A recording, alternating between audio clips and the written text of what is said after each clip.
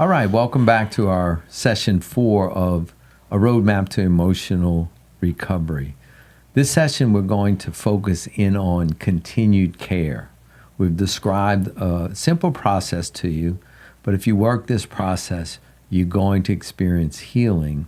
And the first thing we want to tell you is that your continued care plan needs to start with what? Doing the process over and over again. Over and over and over and over again.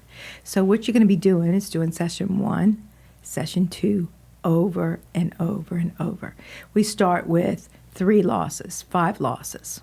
We start with 3 healthy behaviors that we cope with, 3 unhealthy behaviors that we cope with. And we continue to do it over and over because we're going to find other things that we've lost, other things that we're doing that are unhealthy or healthy. So we want to just continue to do that over and over because there's going to be the main 5 things you've lost. And then as you start to love yourself through that, then more are going to come up.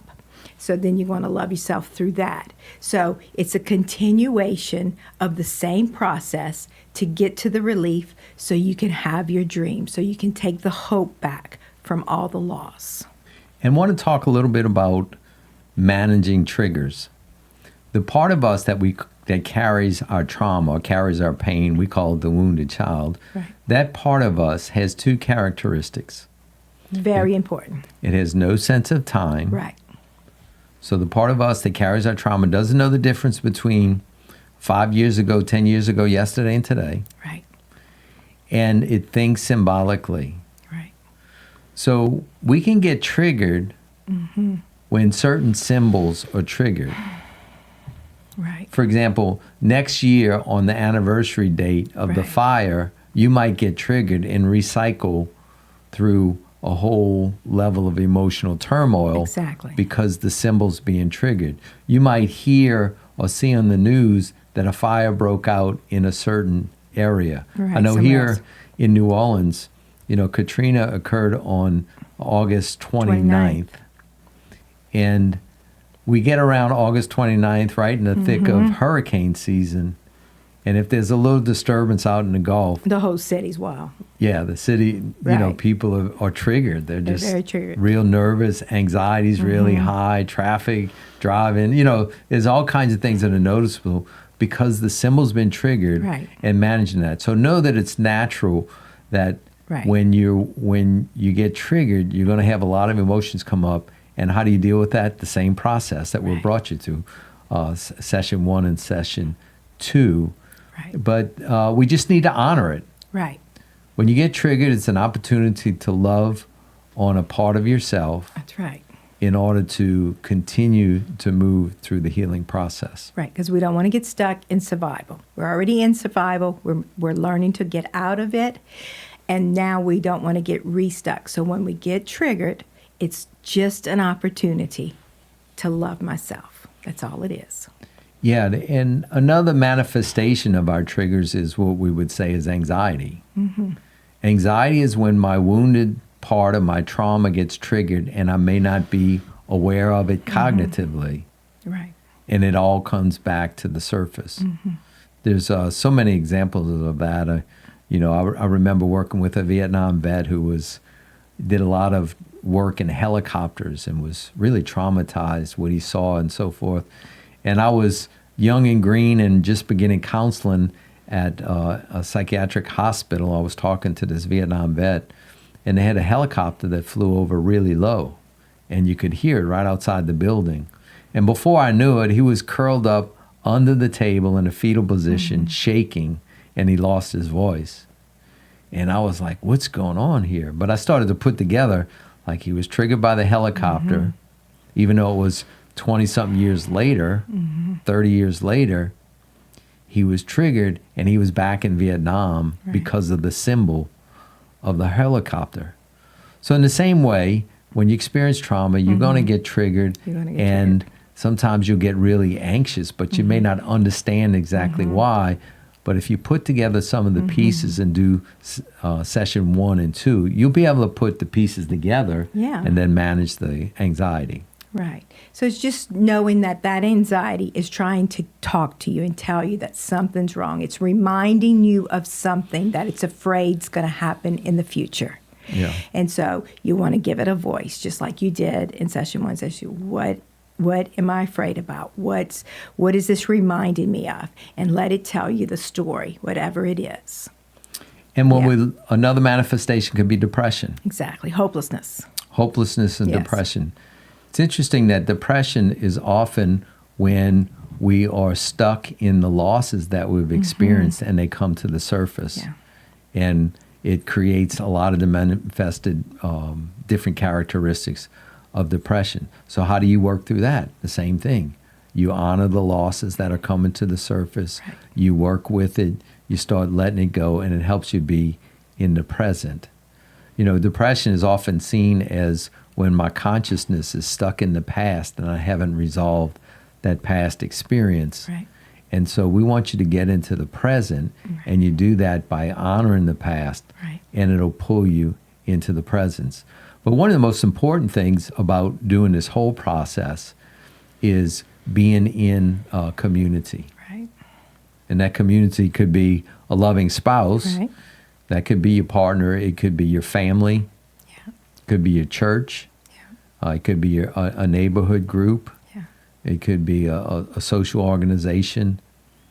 But it's really important to get connected to a community, because trauma is worked through not in isolation, but through love Right.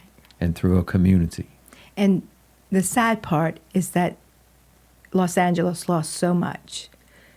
Where we can take the power back is that Los Angeles lost so much. Yeah. That there will be another person, another family that will need to talk about this.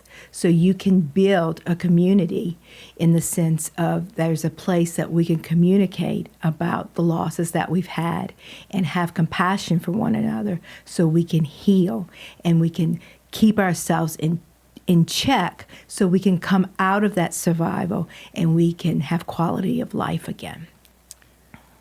Another aspect of continued care has to do with giving. Like, I always advocate, when in doubt, give. When you're hurting, when you're depressed, when you're feeling isolated, find a way to give somehow. Volunteer, give what you can, care for another. And there's something about when you give that it creates a flow that brings life to you. Yeah.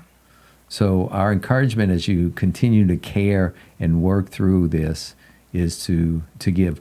One of the most beautiful things about New Orleans post-Katrina was the receiving that people gave all over the country, and the giving that New Orleanians gave to each other. And I would never wish Katrina on us or anybody, yet it was amazing, the level of unity, the level of giving, the level of compassion, the level of connection that occurred after that. And I think everybody knew that this is part of the way that we're going to deal with this trauma, is that we're going to help each other out. We're going to give. So when in doubt, give. And also, finally, you need to be self-compassionate. Yes. Be kind to yourself. Be kind to yourself. Won't you say something about that? Yeah. Well, one of the things that happens is that we beat ourselves up, because we didn't do it perfectly. We did, in the bargaining stage, we didn't do this, we didn't do that. If I would have done this, this, and this.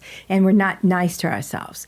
In this process, what I want you to start loving yourself and being nice to yourself. That, you start feeling about something that you lost. You remembered something else that you lost, and you start feeling bad about it.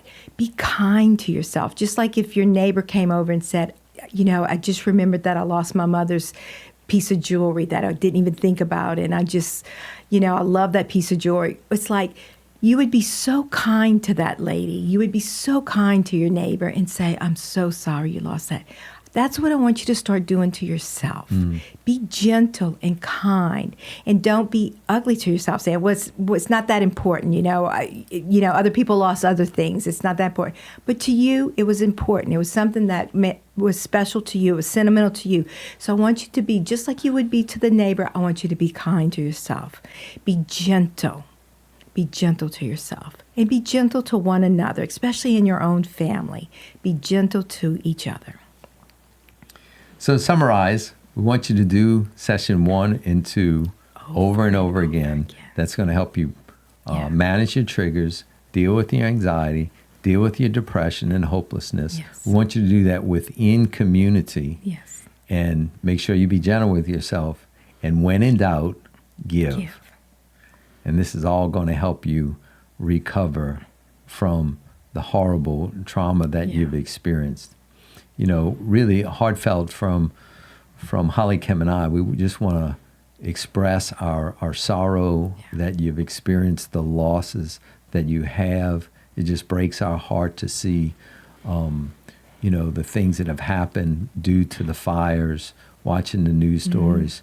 And so we're really hoping that this process will help bring you along the continuum of healing, and know that we love you and we want the absolute best for you. And we're looking forward to seeing you recover and coming out stronger and bigger and better than you did before you went down into the ashes. Yeah. And that we're praying for you.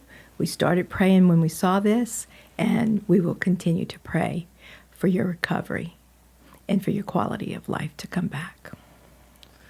So this is a completion of session 4, and we're going to go into the activation to give you an activation along with this.